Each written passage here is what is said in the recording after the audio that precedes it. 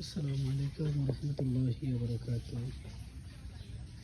প্রিয় দর্শকবৃন্দ, আমরা ফুলের বাগানের পাশাপাশি মসজিদের পাশে আমরা ফুলের বাগানও করতেছি। আপনারা যতক্ষণে দেখতে পাচ্ছেন যে মসজিদের পাশে মসজিদের সৌন্দর্য ফুটে ওঠার জন্য আমরা অলরেডি কিছু গাছ লাগিয়ে ফেলেছি।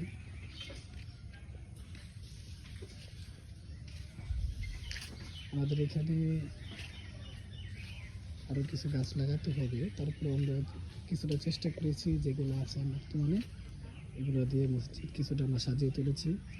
এবং আপনারা দেখতে পাচ্ছেন একটি পাতাবাহার, এটি যখন ছোটো থাকে তখন এই পাতাগুলো খুব সুন্দর থাকে, লাল থাকে, এবং বড় হয়ে গেলে এগুলো সব সবুজের রূপান্তরিত হয়।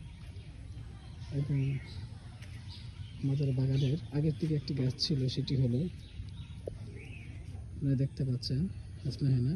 এটা খুব সুন্দর গ্রাম দেয় এবং পুরো মসজিদ গ্রামে ভরপুর হয়ে যায়। তো আমাদের নিয়ত আছে এরকম আরও কিছু গাছ লাগানো, যাতে মাধ্যমে আমাদের মসজিদের মানুষ যেন অশান্তি না হয়, মসজিদে বিরক্ত না হয়, তারা যেন কিছুটা শান্তি অনুভব করে এবং যতক্ষণ তারা সময় কাটাবে যেন ফুলের গ্রামে তাদের মনটা আরও ভরে যায়।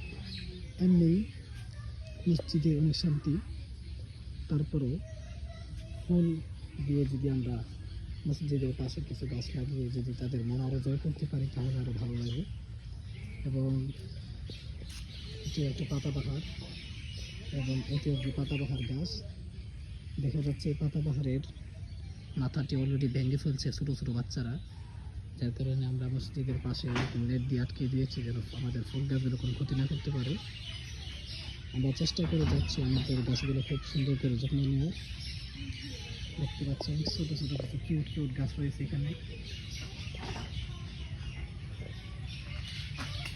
যাই হোক, আমাদের গাছগুলো ইনশাআল্লাহ কিছুটা সময় পাড়ি দিলে একটা সময় এগুলো বড় হবে এবং তাদের মূল যে রূপ সেই রূপে ফিরে আসবে ইনশাআল্লাহ। আমরাও সেই রূপ দেখার আশায় আছি।